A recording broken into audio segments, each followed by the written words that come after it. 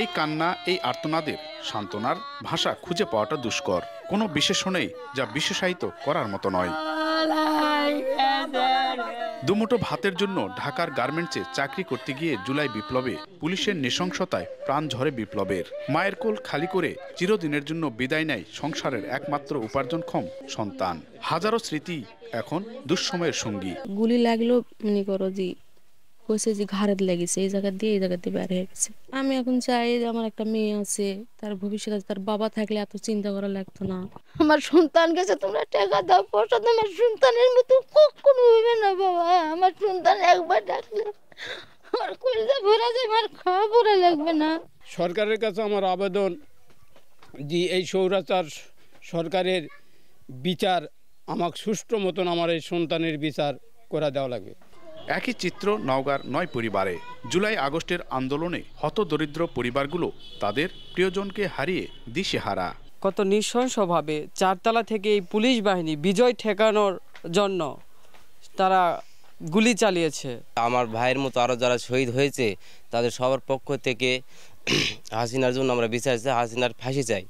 এদিকে ছাত্র জনতার আন্দোলনে পুলিশ ও আওয়ামী লীগ বাহিনীর হামলায় অন্তত হাজারের বেশি আহত হয়েছেন। পঙ্গুত্ব বরণ করেছেন অনেকে, কেউ বা বুলেটের যন্ত্রণায় দিন পার করছেন। হতাহতদের রাষ্ট্রীয় স্বীকৃতি সহ উন্নত চিকিৎসায় সরকারকে এগিয়ে আসার আহ্বান স্বজন ও বৈষম্য বিরোধী আন্দোলনকারীদের। শহীদ এবং আহতদের তালিকায় আমাদের নওগাঁতেও প্রায় 9 জন শহীদের লিস্ট আমরা পেয়েছি এবং আহত কয়েক শত।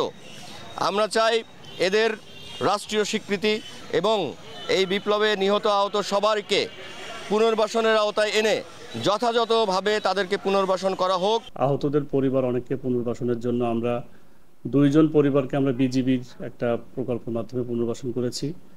আর বাকি 7 জন রয়েছে, তাদের পরিবারের বিভিন্ন কাজে তারা এসেছিল।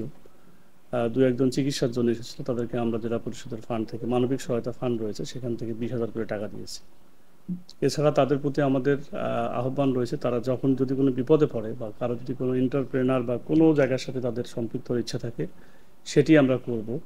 জুলাই বিপ্লবে নওগাঁ সদরের 3 জন, আত্রাইয়ের 2 জন, ধামুরহাট, নিয়ামতপুর, মান্দা এবং বদলগাছির 1 জন করে নিহত হয়েছেন। এমআর রকি, সময় সংবাদ, নওগাঁ।